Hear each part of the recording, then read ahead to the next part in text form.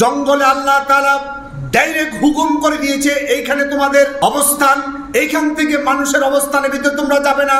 আল্লাহ তাআলা ডাইরেক্ট এটা চালাচ্ছে, এইখানে কোনো খলিফা দেয় না আল্লাহ তাআলা। আসমানে আল্লাহ তাআলা হুকুম করে দিয়েছে এই নক্ষত্র তুমি এইভাবে চলবে, ওই নক্ষত্র তুমি এইভাবে চলবে। আল্লাহ তাআলা ডাইরেক্ট হুকুম করে দিয়েছে, এখানে কোনো খলিফা নাই। এখানে আল্লাহ তাআলা ডাইরেক্ট অর্ডার দিয়ে ডাইরেক্ট চালাচ্ছে। সমুদ্রের ভিতরে আল্লাহ তাআলা হুকুম করে দিয়েছেন, এখানে আল্লাহ তাআলা ডাইরেক্ট হুকুম দিয়ে চালাচ্ছেন। এখানে আল্লাহ কোনো খলিফা নাই। কিন্তু পৃথিবীতে আল্লাহ তাআলা কোনো চোর যখন ধরা পড়ে আল্লাহ ফেরেশতাদেরকে পাঠাইয়া বলে তার হাত কাটি দিয়াই, এরকম হয় নাকি? কারণ কি? আল্লাহ তাআলা এখানে খলিফা প্রেরণ করেছে। এই কাজগুলো আল্লাহর আইন দিয়ে খলিফারা করবে। এখানে আল্লাহ তাআলা ডাইরেক্ট তার হুকুম চালাবে না, এখানে আল্লাহ তাআলা হুকুম চালানোর জন্য খলিফা নিযুক্ত করেছেন। আল্লাহ সুবহানাহু ওয়া তাআলা এই পৃথিবী সৃষ্টি করেছেন, এরপরে তিনি ফেরেশতা মণ্ডলী সৃষ্টি করেছেন জিন জাতি। জিন জাতিকে যখন আল্লাহ সুবহানাহু ওয়া তাআলা সৃষ্টি করলেন, পৃথিবীতে প্রেরণ করলেন, জিন জাতি আল্লাহ তাআলার অবাধ্য হওয়া শুরু করলো। আল্লাহ সুবহানাহু ওয়া তাআলা তাদের থেকে এই পৃথিবী কেড়ে নিল, তাদেরকে আল্লাহ তাআলা জমিন থেকে বিতাড়িত করে তাদেরকে অন্যত্র পাঠিয়ে দিলেন, অর্থাৎ বন জঙ্গলে যেখানে যাওয়ার সেখানে চলে গেল। এখন শুধু আছে ফেরেশতা। ফেরেশতারা কখনো গুনাহ করে না। ফেরেশতারা কি কোনো গুনাহ করে? নিষ্পাপ ফেরেশতারা আল্লাহ সুবহানাহু ওয়া তাআলার সব সময় হুকুম আহকামগুলো মেনে চলে। তাদের ভিতরে একটা চিন্তা জাগ্রত হলো, পৃথিবীর মধ্যে শ্রেষ্ঠ জাতি হিসেবে আমরাই আছি, আমরা হচ্ছি সর্বশ্রেষ্ঠ জাতি। কারণ আমরা কখনো আল্লাহর অবাধ্য হই না, আল্লাহর অবাধ্য হওয়ার তাদের কোনো সুযোগও নাই। এখন তাদের ভিতরে একটা আত্ম অহমিকার মতো চিন্তা জাগ্রত হলো, আমরা হচ্ছি পৃথিবীর শ্রেষ্ঠতম জাতি। এই চিন্তা যখন তাদের ভিতরে লালিত হচ্ছে, আল্লাহর শ্রেষ্ঠতম জাতি হিসেবে নিজেদেরকে তারা ভাবা শুরু করেছে, আল্লাহ তাআলা তাদের কাছে একটা মেসেজ দিল। মেসেজটা কি? আমি আমার এই জমিনের মধ্যে আমার কিছু প্রতিনিধি, আমার কিছু স্থলাভিষিক্ত, অর্থাৎ আমি কিছু খলিফা বানাতে চাই। সুবহানাল্লাহ। খলিফা, এটার মাহাত্ম্য, তাৎপর্য, গুরুত্ব এটা আমরা বুঝি না। এই জন্য খলিফা হওয়ার জন্য কোনো প্রতিযোগিতা আমাদের মধ্যে নাই। ফেরেশতারা বুঝেছেন খলিফার মর্যাদা কত বেশি। আল্লাহর খলিফা মানে কি? আল্লাহ সুবহানাহু ওয়া তাআলার সকল বিধিবিধানগুলো সে নিজে মানবে, অন্যকে মানার জন্য প্রচেষ্টা চালাবে। আর আল্লাহর খলিফা মানে হচ্ছে সর্বশ্রেষ্ঠ জাতি। ফেরেশতাদের ভিতরে চিন্তা কি? আমরা হচ্ছি শ্রেষ্ঠ জাতি। এখন আল্লাহ তাআলা বলছে আমি খলিফা বানাবো, তার মানে আল্লাহর খলিফা যে হবে সেই তো শ্রেষ্ঠ হবে। তাহলে তাদের চিন্তার ভিতরে ফারাক সৃষ্টি হয়ে গেল। আল্লাহ তাআলা তাদেরকে মেসেজটা কিভাবে দিল, আল্লাহ কোরআন থেকে আমরা শুনি।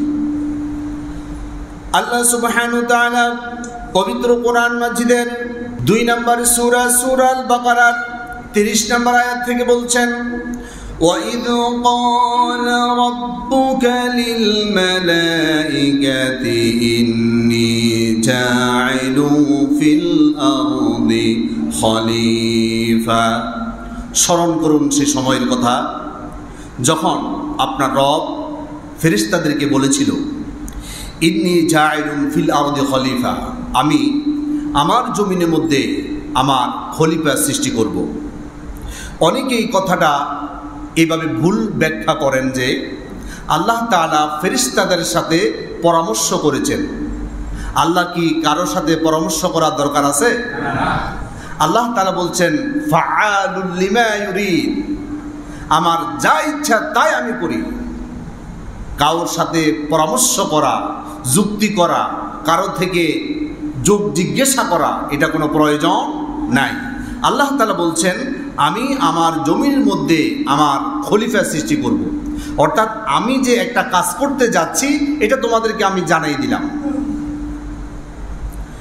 ফেরেশতারা আল্লাহ সুবহানাহু ওয়া তাআলা এই মেসেজ পাওয়ার পর আল্লাহকে তারা বলল, ক্বালু আতাজআলু ফীহা মান ইউফসিদু ফীহা ওয়া ইয়াসফিকুদ দিমা ওয়া নাহনু নুসাব্বিহু বিহামদিকা ওয়া নুকদ্দিসু লাক। ক্বালু ফেরেশতারা বলল, আতাজআলু, এবার তাআলা আপনি কি এমন খলিফা সৃষ্টি করতে যাচ্ছেন, মান ইউফসিদু ফীহা, যারা ফাসাদ সৃষ্টি করবে জমিনে গিয়ে, যারা সন্ত্রাস করবে, যারা মারামারি কাটাকাটি করবে, ওয়ায়াফসিকুদ দিমা, যারা নাকি রক্তপাত ঘটাবে, আপনি কি এমন একটা জাতি সৃষ্টি করতে চাচ্ছেন নাকি? মুফাসসির কেরামগণ বলছেন, ফেরেশতারা মানুষের প্রতি হিংসা নিয়ে এই কথাটা বলেন নাই, বরঞ্চ মানুষ বানানোর আগে আল্লাহ তাআলা জিন জাতি পৃথিবীর মধ্যে পাঠিয়েছিলেন। তারা আল্লাহর হুকুমের অবাধ্য হলো, তারা মারামারি কাটাকাটি করেছিল। ওই অভিজ্ঞতা থেকে ফেরেশতারা আল্লাহকে বলল, আতাজআলু ফীহা, আপনি কি এমন কাউকে সৃষ্টি করতে চান, মান ইউফসিদু ফীহা, যারা নাকি ফাসাদ সৃষ্টি করবে, ওয়ায়াফসিকুদ দিমা, মারামারি করবে, কাটাকাটি করবে, রক্তপাত করবে, এমন জাতি কি আপনি পৃথিবীর মধ্যে পাঠাতে চাচ্ছেন নাকি? ওয়া নাহনু নুসাব্বিহু বিহামদিকা ওয়া নুকদ্দিসু লাক, আমরাই তো আপনার তাসবিহ পাঠ করতেছি, আমরাই তো আপনার প্রশংসা করতেছি।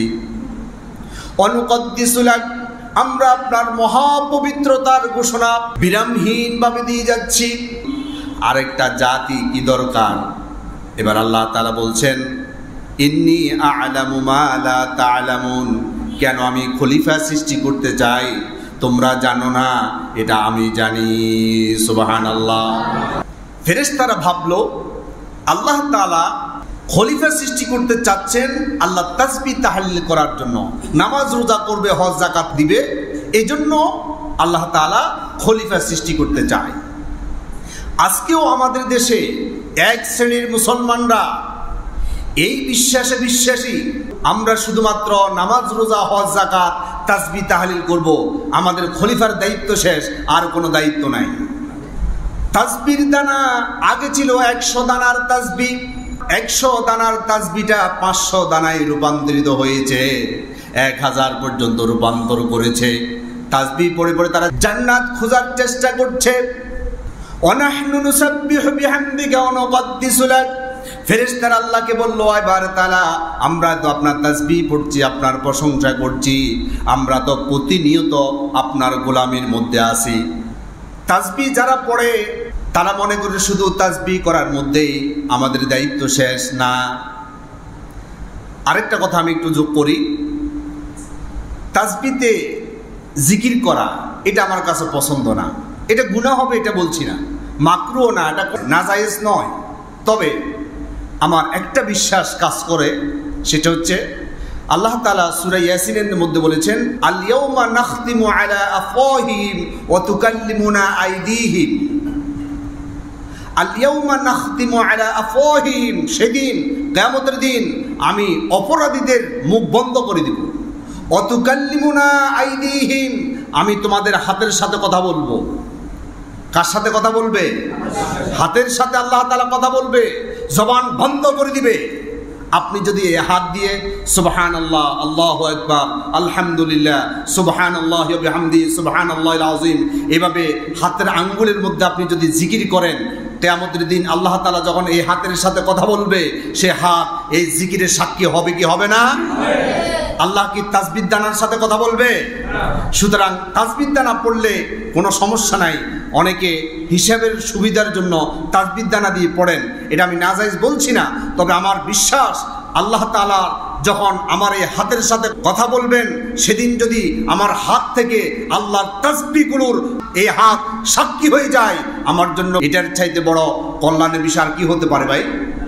তো সুতরাং হাতের মধ্যে তাসবিহ পড়া এটাই বেশি আমি ভালো মনে করি, উত্তম মনে করি। এটা আমার একটা ব্যক্তিগত চিন্তার কথা আপনাদের সাথে শেয়ার করলাম। এখন আসুন, ফেরেশতারা মনে করলো আল্লাহ তাআলা খলিফা সৃষ্টি করতে চান তাসবিহ তাহলিল পড়ার জন্য। ক্বালা ইন্নী আ'লামু, আল্লাহ তাআলা বলছে আমি জানি, মা লা তা'লামুন, আমি কেন খলিফা সৃষ্টি করব এটা তোমরা জানো না। এখন ফেরেশতারা না জানলে ফেরেশতাদের কোনো ক্ষতি নাই, ফেরেশতাদের এটার দরকারও নাই, কারণ তারা তো খলিফা নয়। ইংরেজি টিচার যদি আরবি না জানে তার চাকরি চলে যাবে? একজন উকিল সে যদি ডাক্তারি না জানে তার কি ওকালাতির চাকরি চলে যাবে? যিনি ডাক্তার তিনি যদি আরবি না জানে তার কি চাকরি চলে যাবে?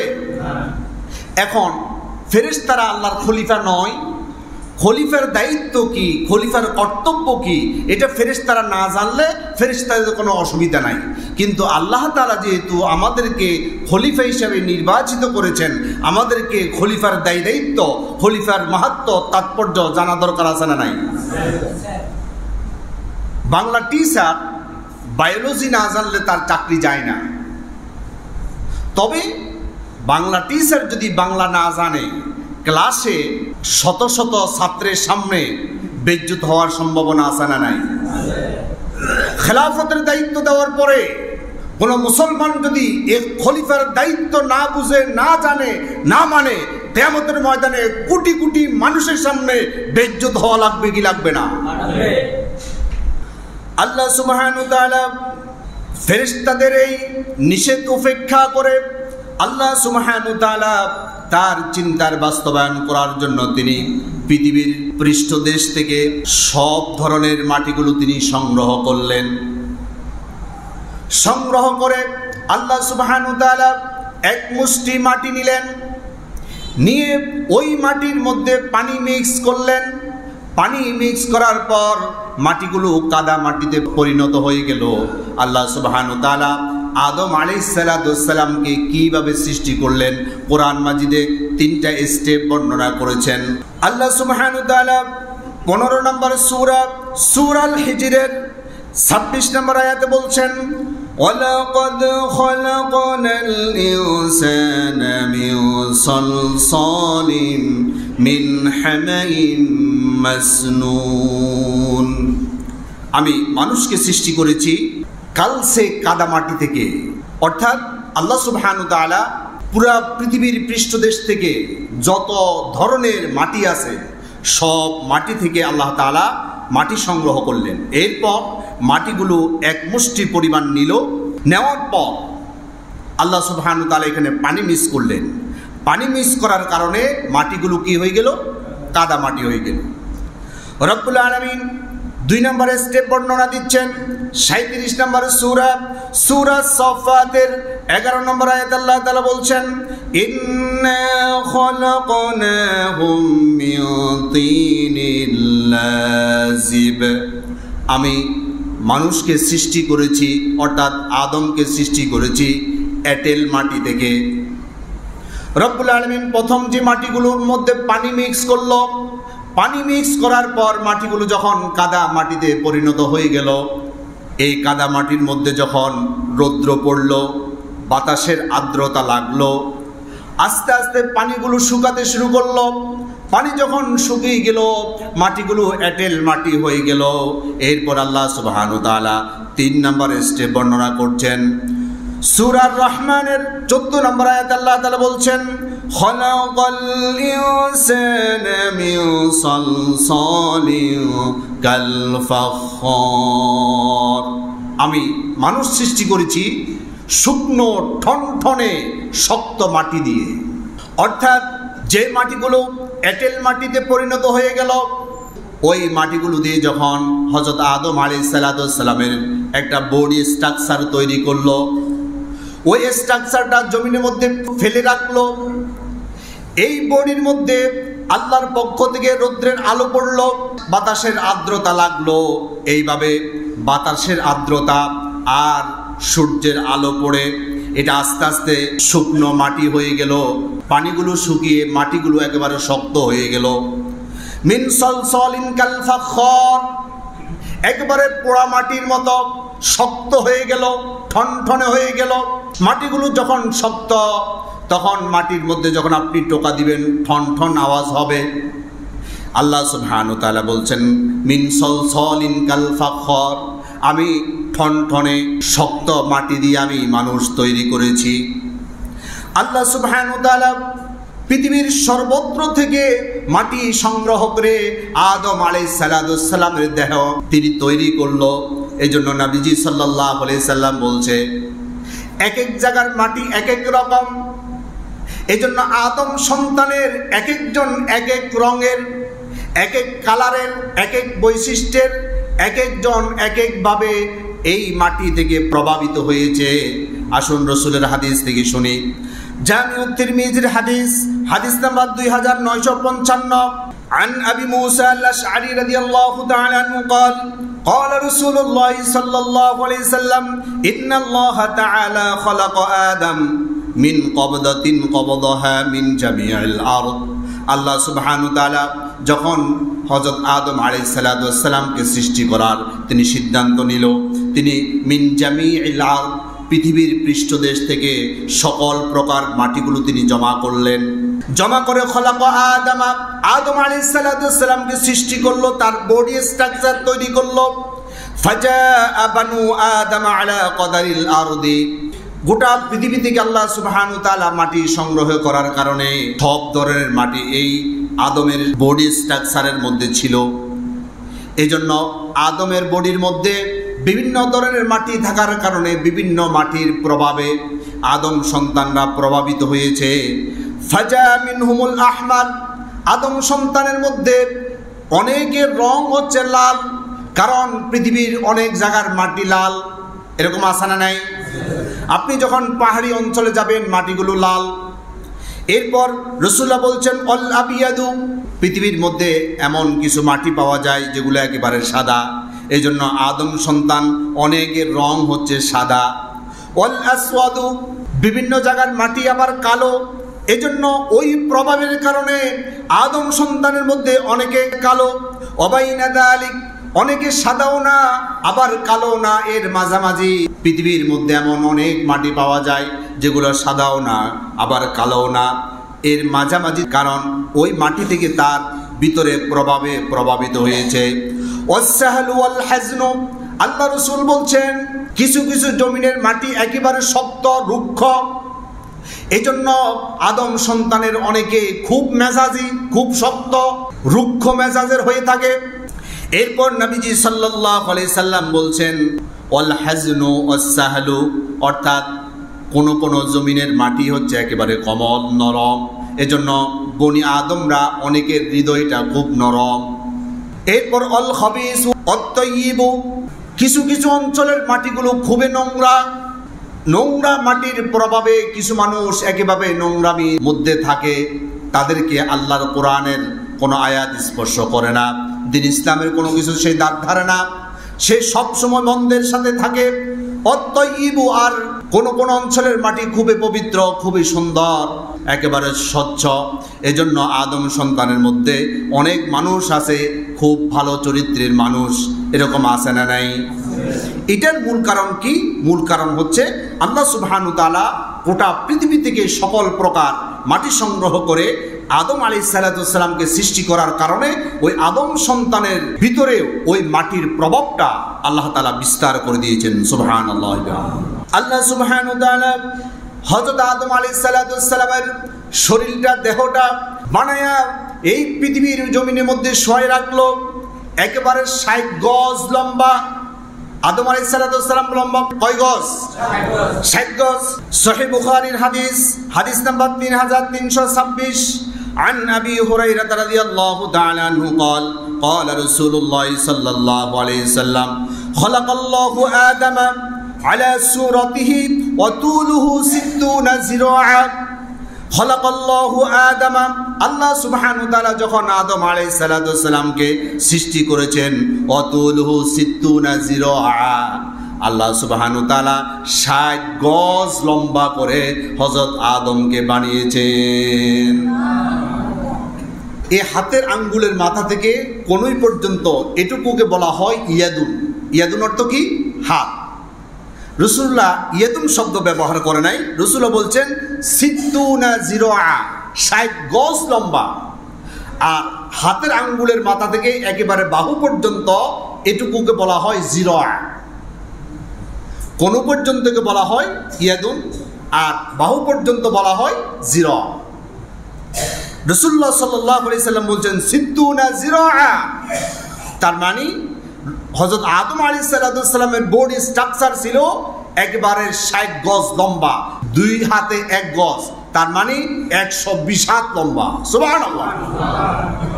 হযরত আদম আলাইহিস সালামকে আল্লাহ সুবহানাহু ওয়া তাআলা 120 হাত লম্বা করে বানায়া তার বডিটা জমিনের মধ্যে শোয়াই রাখলো।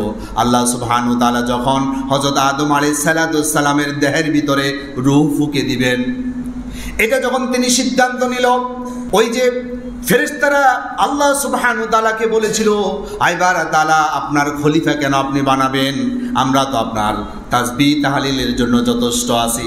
তাদের মনের ভিতরে কি চলছে আল্লাহ জানে কি জানে না? আদমের ব্যাপারে তাদের কি নেগেটিভ ধারণা না পজিটিভ? নেগেটিভ। এটা আল্লাহ তাআলা জানে কি জানে না? জানে। আল্লাহ সুবহানাহু ওয়া তাআলা সকল ফেরেশতাদেরকে বলল, তোমরা আদম আলাইহিস সালামের বডির চারপাশে গোল হয়ে দাঁড়াও। সকল ফেরেশতাদেরকে আল্লাহ সুবহানাহু ওয়া তাআলা এক জায়গায় জমা করলো, আর হযরত আদম আলাইহিস সালামের রূহ দেওয়ার জন্য তিনি সিদ্ধান্ত নিল। আল্লাহ সুবহানাহু ওয়া তাআলা এবার কিভাবে রূহ দিচ্ছেন শুনুন। 15 নম্বর সূরা সূরাল হিজরের 29 নম্বর আয়াত আল্লাহ তাআলা বলছেন, ফাইদা সাওয়াইতুহু ওয়া নাফাখতু ফি মির রূহি ফাকউ লাহু সাজিদিন। ফাইদা সাওয়াইতুহু ওয়া নাফাখতু ফীহি মির রূহি, যখন রূহকে আদম আলাইহিস সালামের বডির ভিতরে আল্লাহ তাআলা দিতে চাইলো, তখন সকল ফেরেশতাদেরকে আল্লাহ তাআলা জড়ো করলো, আর আল্লাহ সুবহানাহু ওয়া তাআলা ওয়া নাফাখতু ফীহি মির রূহি, হযরত আদম আলাইহিস সালামের দেহের ভিতরে রূহটা ফুঁকে দিল। ফুঁকে দেওয়ার সাথে সাথে মাটির এই স্ট্রাকচারটা আল্লাহ সুবহানাহু ওয়া তাআলা রূহ ফুঁকে দেওয়ার সাথে সাথে রক্ত মাংসের মানুষ হয়ে দাঁড়িয়ে গেল। আল্লাহ সুবহানাহু ওয়া তাআলা হযরত আদম আলাইহিস সালামকে কিভাবে সৃষ্টি করলো, আর গোল হয়ে দাঁড়িয়ে সকল ফেরেশতারা এই দৃশ্যটা অবলোকন করছে। এবার আল্লাহ সুবহানাহু ওয়া তাআলা হযরত আদম আলাইহিস সালামকে যেখানে ফেরেশতারা দাঁড়িয়ে আছে ওইখানে যত মাখলুক দেখা যায়, সকল মাখলুকের নামগুলো হযরত আদম আলাইহিস সালামকে আল্লাহ তাআলা শিখিয়ে দিলেন। রব্বুল আলামিন বলছেন, ওয়াল্লামা আদামাল আসমাআ কুল্লাহা থুম্মা আরাদাহুম আলাল মালাইকা فقال أنبئوني بأسماء هؤلاء إن كنتم صادقين। ওয়াল্লামা, আমি ইলম দিয়ে দিলাম, আদমকে আসমা, সকল নামগুলো। ইসমুন অর্থ নাম, ইসমের বহুবচন আসমা। আল্লাহ তাআলা বলছেন আদামাল আসমা কুল্লাহা, প্রত্যেকটা মাখলুকের নাম আমি হযরত আদম আলাইহিস সালামকে শিখিয়ে দিলাম। সময় লাগলো 1 সেকেন্ড। কয় সেকেন্ড? আল্লাহর দ্বারা এটা কি সম্ভব কি অসম্ভব? এটা উদাহরণ নিলে সহজে বুঝবেন। আপনি মার্কেট থেকে একটা নতুন মোবাইল কিনলেন, মোবাইলের মধ্যে কি আপনার পছন্দের ওয়াজ মাহফিল, সিয়াসিত্তার কিতাব, কোরআন, তাফসির, এরপরে হাদিস গ্রন্থগুলো, এগুলো কি সেখানে পাওয়া যায়? মানে আপনি যখন নতুন কিনলেন তখন কি মোবাইলের ভিতরে এগুলো আছে? কিন্তু আপনার কাছে একটা মেমোরি কার্ড আছে, ৬৬ জিবি একটা মেমোরি কার্ড আছে। ওই মেমোরি কার্ডের ভিতরে কোরআন আছে, হাদিস আছে, তাফসির আছে, আপনার অনেক পছন্দের হাজার হাজার ওয়াজ আছে, হাজার হাজার বইপত্র আছে, অনেক কালেকশন আছে এখানে ভিতরে। এখন আপনি যে নতুন মোবাইল নিলেন, এই নতুন মোবাইলের ভিতরে কিচ্ছু নাই, কিন্তু আপনি যখন মেমোরি কার্ডটা ভিতরে ঢুকাই দিলেন, ওই মেমোরি কার্ডের ভিতরে যা কিছু আছে সব কিছু ওই মোবাইলের ভিতরে পাওয়া যাবে কি যাবে না?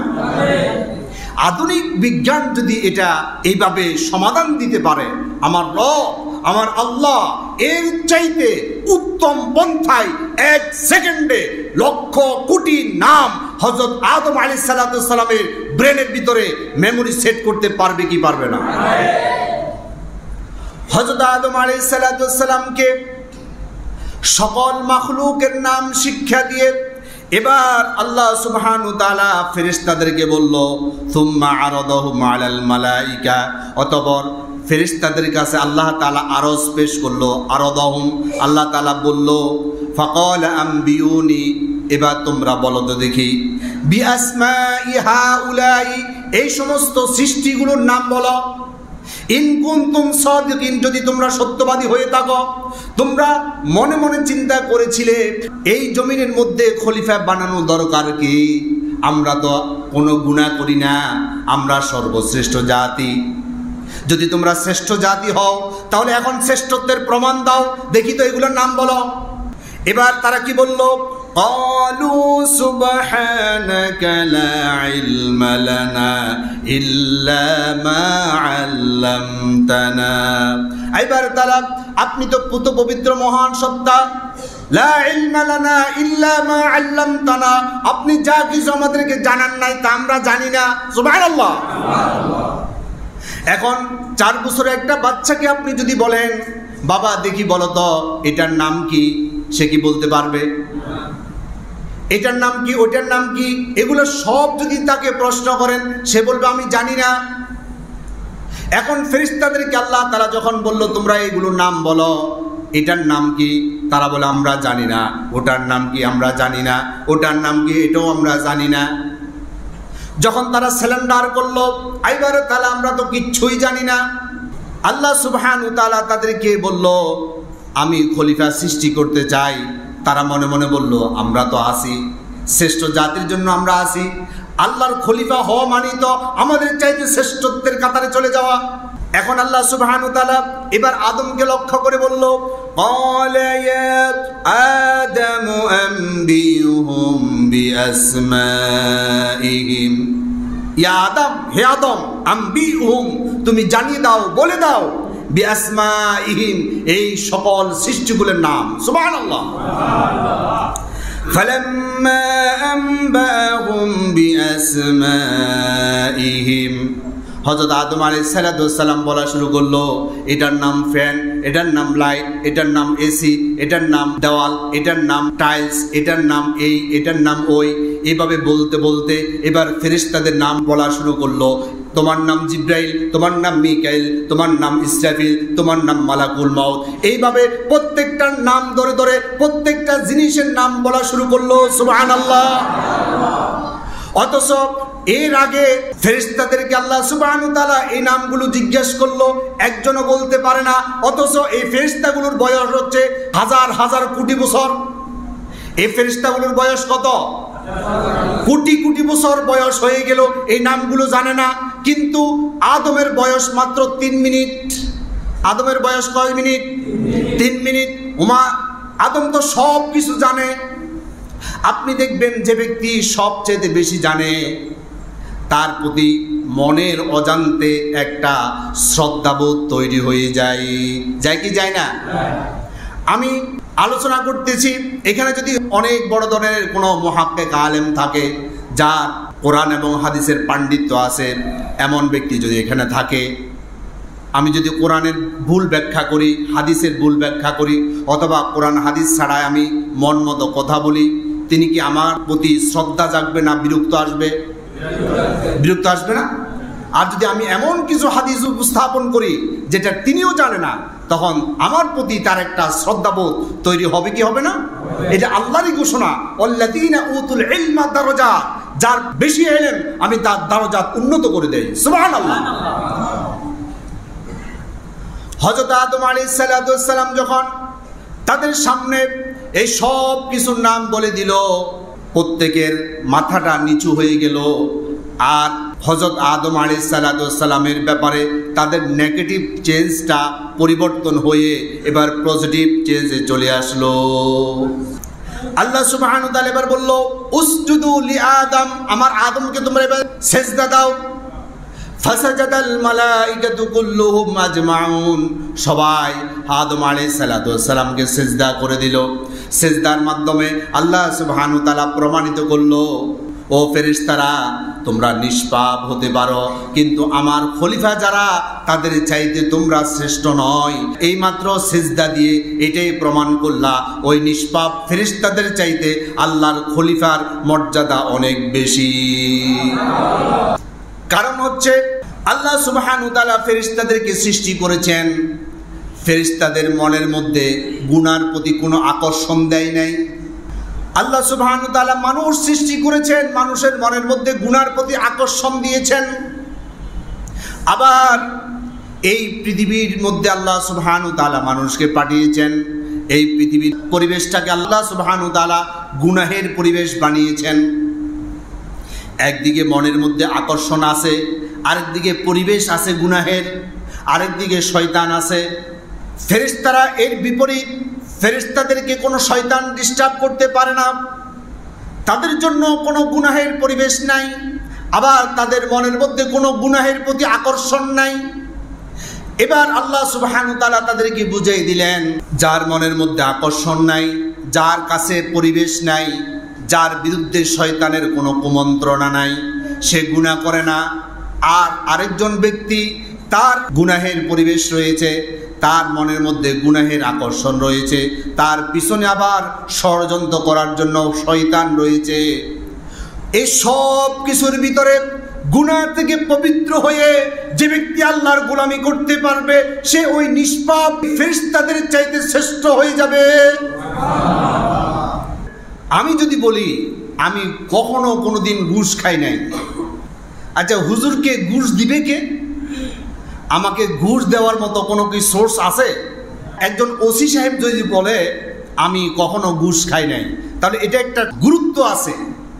কারণ ওসি সাহেব যে টেবিলে বসে, সেই টেবিলের মধ্যে ঘুষের সব তুফান চলছে, ঠিক কিনা?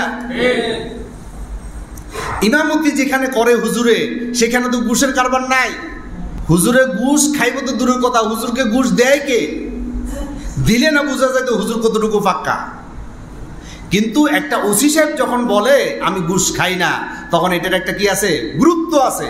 ফেরেশতারা যখন বলে আমরা গুনাহ করি না, এটার গুরুত্ব নাই, কারণ গুনাহের তো আকর্ষণে নাই।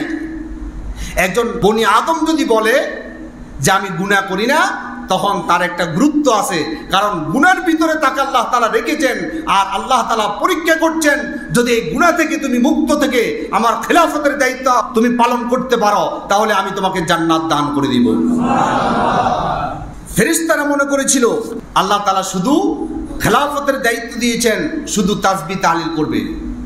আমরা তো তাসবিহ তাহলিল করার জন্য যথেষ্ট। ফেরেশতারা আল্লাহ তাসবিহ তাহলিল করতেছে, এটার কোনো সন্দেহ আছে? আসুন আল্লাহ কি বলছেন।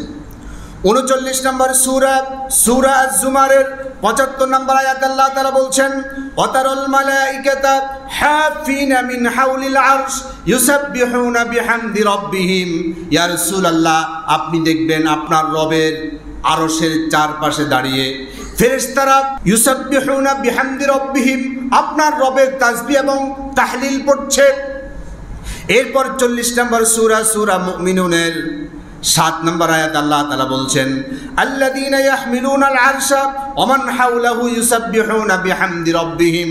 আল্লাহর আরশ যারা কাঁধে নিয়ে দাঁড়িয়ে আছে তারা, এবং ওমান হাওলাহু এর চারপাশে যারা দাঁড়িয়ে আছে, ইউসাব্বিহুনা বিহামদি রাব্বিহিম, তারা প্রত্যেকেই আল্লাহর তাসবিহ পড়ছে। সুবহানাল্লাহ।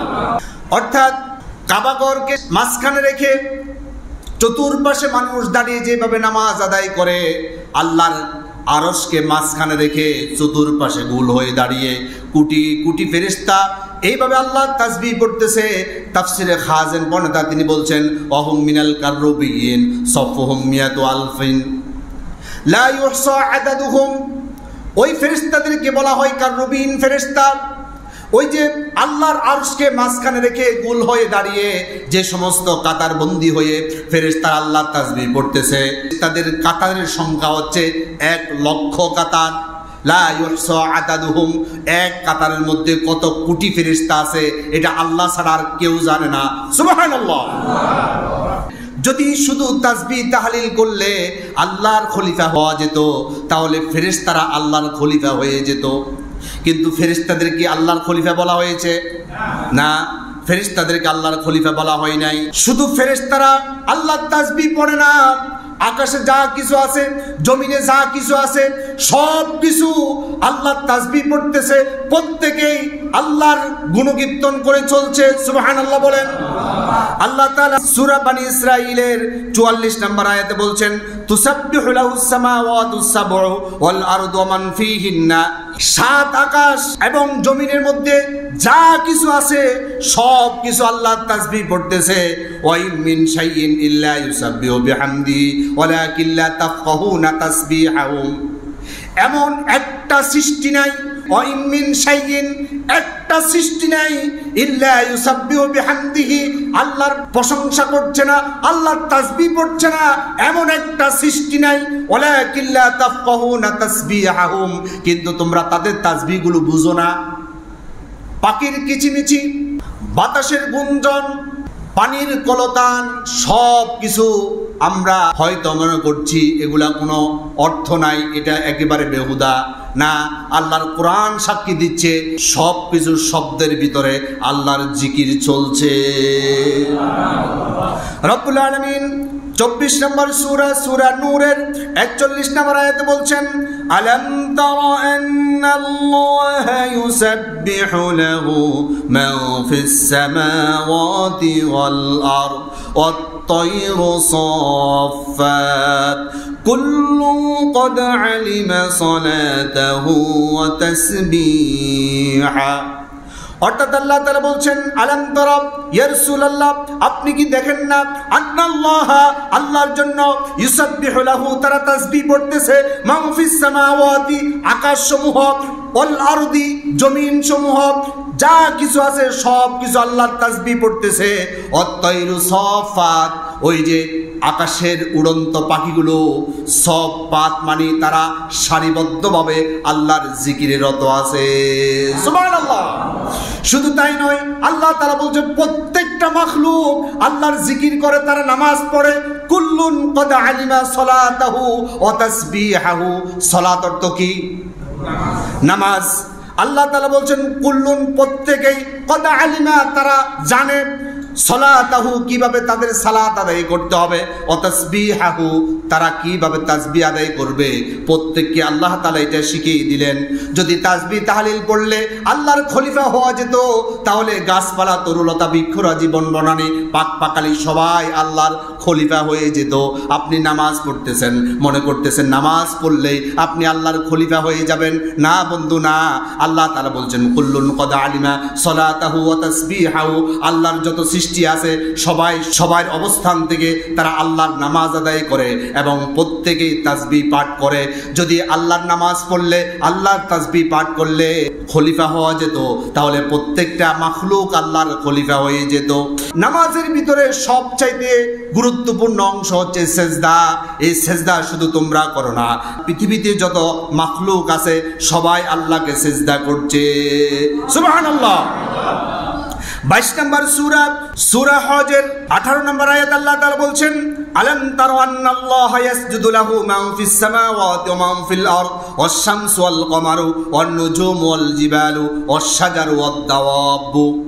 আলাম তারা, আপনি কি দেখেন না, আন্নাল্লাহা ইয়াসজুদু লাহু প্রত্যেকেই আল্লাহকে সিজদা করছে, মান ফিস সামাওয়াতি আকাশসমূহে যা কিছু আছে, ওয়া মান ফিল আরদি জমিনে যা কিছু আছে, ওয়াশ শামসু সূর্য, ওয়াল কমারু চন্দ্র, ওয়ান নুজুমু তারকাপুঞ্জ, ওয়াল জিবালু পাহাড়গুলো, ওয়াশ শাজারু গাছগাছালি, ওয়াদ দাওয়াবু চতুষ্পদ প্রাণীগুলো, সবগুলো আল্লাহকে সিজদা করছে।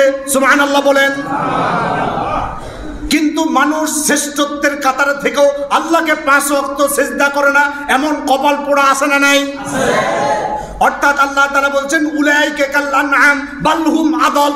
এই যে আমার প্রত্যেকটা সৃষ্টি আমাকে সিজদা করতেছে, যারা 5 ওয়াক্ত নামাজের মাধ্যমে আমাকে সিজদা করবে তারাই শ্রেষ্ঠ জাতি, আর যারা আমাকে সিজদা করবে না তারা চতুষ্পদ জন্তুর চাইতে আরো নিকৃষ্ট।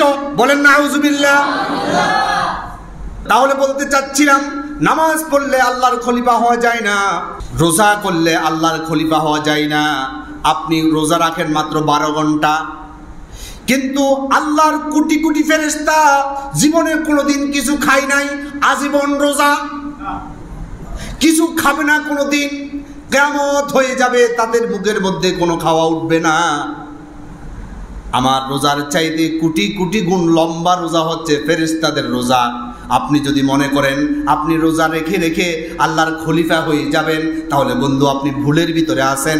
কারণ ফেরেশতাদের চাইতে লম্বা রোজা কেউ কোনোদিন রাখতে পারবে না। সুতরাং রোজা রেখে ওই ফেরেশতারা আল্লাহর খলিফা হতে পারলো না। আল্লাহ সুবহানাহু ওয়া তাআলা ওই ফেরেশতাদেরকে বানানোর পর থেকে এমন কিছু ফেরেশতা আছে যাদেরকে আল্লাহ তাআলা বলেছে তুমি রুকু দাও, তারা রুকুতে গিয়েছে। কাউকে বলেছে তুমি সিজদা দাও, তারা সিজদাতে গিয়েছে। কিয়ামত হয়ে যাবে, তারা রুকু এবং সিজদা থেকে মাথা তুলবে না। সুবহানাল্লাহ বলেন। এই যে ফেরেশতারা ইবাদত বন্দেগী করতেছে, তারা কি জান্নাত পাবে? ফেরেশতা কি জান্নাত পাবে? না, নিষ্পাপ ফেরেশতা এরপরেও জান্নাত দিবে না। কারণ কি? তারা আল্লাহর খলিফা না। আল্লাহর খলিফা হতে হবে। এখন আল্লাহর খলিফা হওয়ার জন্য কি কি দায়িত্ব? আল্লাহর খলিফা হচ্ছে আল্লাহর প্রতিনিধি, আল্লাহর স্থলাভিষিক্ত। আল্লাহ সুবহানাহু ওয়া তাআলা এই জমিনে এসে আল্লাহর আইন দিয়ে জমিন পরিচালনা করবে না। যেমন কি আল্লাহ তাআলা আকাশে তার আইন দিয়ে আকাশ পরিচালনা করছে। সূরা ইয়াসিনের মধ্যে আল্লাহ তাআলা বলছেন ওয়াল কমার কদ্দারনাহু মানাজিলা, আমি চন্দ্রের জন্য মঞ্জিল নির্ধারণ করে দিয়েছি। তাফসিরে জালালাইন প্রণেতা তিনি বলছেন ওই চন্দ্রের জন্য 28টা মঞ্জিল আছে। যেদিন যে মঞ্জিলে উদয় হওয়ার জন্য আল্লাহ তাআলা অর্ডার দিয়েছেন, সেদিন সে মঞ্জিলে উদয় হবে। 1 সেকেন্ড এদিক সেদিক হবে না। এটা কার আইন? সূর্যকে আল্লাহ তাআলা যেভাবে বলেছেন সেইভাবে সে উঠতেছে, সেইভাবে সে ডুবতেছে। আল্লাহর আইন সে এইভাবে মানার কারণে মানুষ এখন স্থায়ী ক্যালেন্ডার বানিয়ে ফেলেছে। এখন 2024 সাল, আজকে কয় তারিখ? মে মাসের 10 তারিখ। পৃথিবী যদি আরো 200 বছর থাকে, 200 বছর পর আজকে মে মাসের 10 তারিখে যেই সময় সূর্য উদয় হয়েছে, 200 বছর পর ঠিক সেইভাবে সেই সময় সূর্য উদয় শুরু হবে। এটা কার আইন? আল্লাহর আইন। ওই আকাশের যত নক্ষত্র রাজি আছে সবাই মেনে চলছে। ওই জন্য ওইখানে কোনো অশান্তি নাই, সিডন নাই, সাইক্লোন নাই, অনাবৃষ্টি নাই, অতিবৃষ্টি নাই, কোনো জুলুম নাই, হত্যা নাই, রাজধানী নাই, কোনো ধরনের সংঘর্ষ নাই। ঠিক কিনা বলেন? ওখানে আল্লাহর আইন চলছে। এবার সাগরের দিকে তাকান। প্রশান্ত মহাসমুদ্র আটলান্টিক মহাসমুদ্রের সাথে আমাদের বঙ্গোপসাগরের সাথে লাইন আছে না নাই? ওই বঙ্গোপসাগরের সাথে কর্ণফুলী নদীর সংযোগ আছে না নাই? ওই বঙ্গোপসাগর থেকে কোনো দিন কোনো তিমি মাছ কি কর্ণফুলী নদীতে চলে আসছে নাকি? ওই তিমি মাছ সংযোগ থাকা সত্ত্বেও কর্ণফুলী নদীতে কখনো ধরা পড়ে নাই। কারণ কি? কারণ হচ্ছে ওইখানে আল্লাহর আইন চলছে। তারা নির্দিষ্ট স্থানে থাকবে, এটা আল্লাহর আইন। আল্লাহ হুকুম করে দিয়েছে কিয়ামত পর্যন্ত এটা এইভাবে চলবে।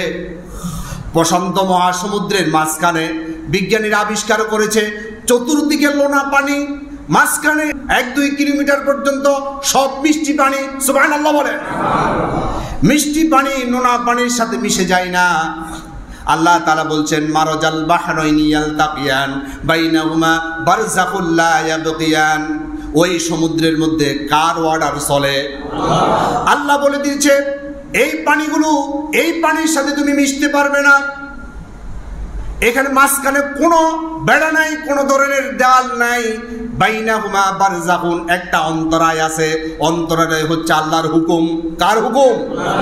আল্লাহ একবার হুকুম করে দিয়েছে নীল পানি সাদা পানির সাথে মিশবে না, সাদা পানি নীল পানির সাথে মিশবে না। এই কালারের পানি ওই কালারের সাথে মিশ্রিত হচ্ছে না। নোনা পানির ভিতরে মিঠা পানি হাজার হাজার বছর পর্যন্ত আছে, কিন্তু নোনা পানি সাধ্য নাই মিঠা পানিকে নোনা করার জন্য। সুবহানাল্লাহ। ওখানে আইন চলছে কার? এবার জঙ্গলের দিকে তাকান। আমাদের পাশে আছে সুন্দরবন। এই বনভূমির মধ্যে বাঘ আছে, সিংহ আছে, অনেক বড় বড় হিংস্র প্রাণীরা বাস করে। ওইখানে আশেপাশে বাড়িঘর আছে না নাই? সুন্দরবনের আশপাশে বাড়িঘর আছে না, ওই জঙ্গল ছেড়ে দিয়ে ওই বাঘ ভাল্লুক হিংস্র প্রাণীগুলো মানুষের অবস্থানের ভিতর কি ঢুকে পড়েছে? মাঝে মধ্যে অনেক দেখা যায় চলে এসছে, এগুলা পথ ভুলে আসছে, পথ ভুল করে অনেক সময় চলে আসে। এবার খেয়াল করুন, জঙ্গলে আল্লাহ তাআলা ডাইরেক্ট হুকুম করে দিয়েছে এইখানে তোমাদের অবস্থান, এইখান থেকে মানুষের অবস্থানের ভিতরে তোমরা যাবে না। আল্লাহ তাআলা ডাইরেক্ট এটা চালাচ্ছে, এইখানে কোনো খলিফা দেয় না। আল্লাহ তাআলা আসমানে আল্লাহ তাআলা হুকুম করে দিয়েছে এই নক্ষত্র তুমি এইভাবে চলবে, ওই নক্ষত্র তুমি এইভাবে চলবে। আল্লাহ তাআলা ডাইরেক্ট হুকুম করে দিয়েছে, এখানে কোনো খলিফা নাই। এখানে আল্লাহ তাআলা ডাইরেক্ট অর্ডার দিয়ে ডাইরেক্ট চালাচ্ছে। সমুদ্রের ভিতরে আল্লাহ তাআলা হুকুম করে দিয়েছেন, এখানে আল্লাহ তাআলা ডাইরেক্ট হুকুম দিয়ে চালাচ্ছেন। এখানে আল্লাহর কোনো খলিফা নাই। কিন্তু পৃথিবীতে আল্লাহ তাআলা কোনো চোর যখন ধরা পড়ে আল্লাহ ফেরেশতাদেরকে পাঠাইয়া বলে তার হাত কাটি দিয়াই, এরকম হয় নাকি? কারণ কি? আল্লাহ তাআলা এখানে খলিফা প্রেরণ করেছে। এই কাজগুলো আল্লাহর আইন দিয়ে খলিফারা করবে। এখানে আল্লাহ তাআলা ডাইরেক্ট তার হুকুম চালাবে না, এখানে আল্লাহ তাআলা হুকুম চালানোর জন্য খলিফা নিযুক্ত করেছেন। আল্লাহ তাআলা বলছেন সিবগাতাল্লাহ, আমার রং দিয়ে তোমরা রঙিন হয়ে যাও। ওমান আহসানু মিনাল্লাহি সিবগা, সূরা বাকারার মধ্যে আল্লাহ তাআলা বলছে আমার রঙের চাইতে উত্তম আর কোনো রং নাই। আল্লাহর রং সাদা না কালো? আল্লাহর রং বলতে নীল কালো সাদা অথবা রঙিন কোনো কালার বোঝানো হচ্ছে না। আল্লাহর রং মানে হচ্ছে আল্লাহর কোরআন। আল্লাহ সুবহানাহু ওয়া তাআলা আমাদেরকে বলছেন সিবগাতাল্লাহ, আল্লাহর কোরআনে তোমরা সজ্জিত হয়ে যাও। ওমান আহসানু মিনাল্লাহি সিবগা, আমার কোরআন দিয়ে তোমরা দেশটা চালাও, সমাজটা চালাও, পরিবার চালাও, ব্যক্তি চালাও। কারণ কি? আমি তোমাদেরকে খলিফা নিযুক্ত করেছি। যদি খেলাফতের দায়িত্ব তোমরা সঠিকভাবে পালন করতে চাও, শুধু নিজের জীবনটাকে সাজালে হবে না, পরিবারকে সাজাতে হবে, আপনার সমাজকে সাজাতে হবে, রাষ্ট্রকে সাজাতে হবে। আল্লাহর কোরআন দিয়ে কিছু মানবে কিছু মানবে না, এটা হবে না। আল্লাহর কোরআন দিয়ে প্রত্যেকটা সেক্টর সাজাতে হবে, তাহলে খলিফাতের দায়িত্ব পালন হবে। সুবহানাল্লাহ। আপনি মনে করতেছেন কোরআন দিয়ে যদি শাসন করে আওয়ামী লীগ সরকার থাকতে পারবে না, কোরআন দিয়ে যদি শাসন করে বিএনপি সরকার থাকতে পারবে না, বা অন্যান্য পার্টিরা থাকতে পারবে না? না, নেতা বদল হবে, দল বদল হবে, নেতৃত্ব বদল হবে, আল্লাহর কোরআনের আইন বদল হবে না। ঠিক কিনা বলে? এবার দেখুন কোরআন দিয়ে শাসন করলে কি হয়। কোরআন নাজিলের আগে নবী করিম সাল্লাল্লাহু আলাইহি সাল্লাম মক্কাতে জন্মগ্রহণ করলো। রাসূলুল্লাহর বয়স হয়ে গেল 17 বছর। তিনি দেখতে পেল মানুষ গুমরাহির মধ্যে আছে। যুবকদেরকে নিয়ে একটা সংগঠন তৈরি করলো, নাম দিল হিলফুল ফুজুল। তিনি প্রত্যেকটা মানুষের ধারে ধারে দাওয়াত দিতে শুরু করলো। তিনি দেখতে পেল মানুষ যত বেশি জেনা ব্যভিচার করে সমাজে তার তত বেশি দাম, যে যত বেশি বড় ডাকাত তার তত বেশি গ্রহণযোগ্যতা। কেউ মারা গেলে তার তরবারি গাছের সাথে ঝুলাইয়া রাখতো আর বলতো দেখো তার তরবারির মধ্যে কত ভাঙা, যতটা ভাঙা তার মানে তত বেশি সে মানুষ খুন করেছে। এটা নিয়ে তারা গর্ব করত। কত নিচু মানুষ মা বাবা একসাথে বসে মদ পান করত, জেনা ব্যভিচার নিত্য সঙ্গী ছিল। এই সমস্ত মানুষদেরকে দাওয়াত দিয়ে দিয়ে রাসূলুল্লাহর বয়স হয়ে গেল 40 বছর। রাসূলুল্লাহ তাকিয়ে দেখলো একজন মানুষই তো আমার দাওয়াত কবুল করলো না। 17 বছর থেকে 40 বছর পর্যন্ত বয়স কত হলো? 23 বছর বয়স, অর্থাৎ 23 বছর রাসূলুল্লাহ দাওয়াতি কাজ করেছেন কোরআন ছাড়া। একজন মানুষও পরিবর্তন হলো না। 40 বছর বয়সে রাসূলুল্লাহর উপর কোরআন নাজিল হলো। কোরআন নাজিল হওয়ার পর রাসূলুল্লাহ সাল্লাল্লাহু আলাইহি সাল্লাম আবার ঘুরে দাঁড়ালেন, আবার কোরআন হাতে নিয়ে এবার মানুষকে দাওয়াত দেওয়া শুরু করলো। রাসূলুল্লাহ 63 বছর পর্যন্ত এই দাওয়াতি কার্যক্রম পরিচালনা করলো। তাহলে 40 থেকে 63 পর্যন্ত কত বছর? 23 বছর। আগে 23 বছর কোরআন ছাড়া রাসূলুল্লাহ একই মানুষ একই জায়গায় একই দাওয়াত দিয়েছিলেন, কেউ পরিবর্তন হলো না। কিন্তু কোরআন হাতে নিয়ে রাসূলুল্লাহ 40 থেকে 63 বছর পর্যন্ত দাওয়াতি কার্যক্রম পরিচালনা করলো। দ্বিতীয় 23 বছরে কোরআন থাকার কারণে, কোরআন দিয়ে সমাজ, পরিবার, রাষ্ট্র পরিচালিত হওয়ার কারণে আল্লাহ রাসূল সাল্লাল্লাহু আলাইহি সাল্লাম হিসাব করে দেখলো গোটা পৃথিবী পরিবর্তন হয়ে গেল। সুবহানাল্লাহ। এখন মানুষ দরজা খুলে ঘুমানোর সুযোগ পাচ্ছে। খুন নাই, গুম নাই, হত্যা নাই, রাহাজানি নাই, মদ নাই, জুয়া নাই, ইয়াবা নাই, কোনো বাবা নাই, সব বাবা পালিয়ে গেল, আল্লাহর বিধান কায়েম হয়ে গেল। সুবহানাল্লাহ। তাহলে এই কোরআন দিয়ে শুধু কি নামাজ চলবে, শুধু মসজিদ চলবে, আর কিছু চলবে না? সব চলতে হবে। কোরআন এসেছে, খলিফাদের দায়িত্ব দিয়েছে এই জন্য যে কোরআন দিয়ে তোমরা পৃথিবীকে সাজাবে। আল্লাহ তাআলা তৌফিক দিক, আমরা বলি আমিন। যদি আমরা খেলাফতের দায়িত্ব সঠিকভাবে পালন করতে পারি তাহলে আমাদেরকে আল্লাহ তাআলা নিষ্পাপ ফেরেশতাদের চাইতে আরো বেশি মর্যাদা দান করবে। আর যদি আমরা খেলাফতের দায়িত্ব সঠিকভাবে পালন করতে না পারি, সুম্মা রাদাদনাহু আসফালা সাফিলিন, সমস্ত নিকৃষ্ট সৃষ্টির চাইতে আরো নিকৃষ্টতম স্থানে আল্লাহ তাআলা তাদেরকে ফেলে দিবে। নাউজুবিল্লাহ।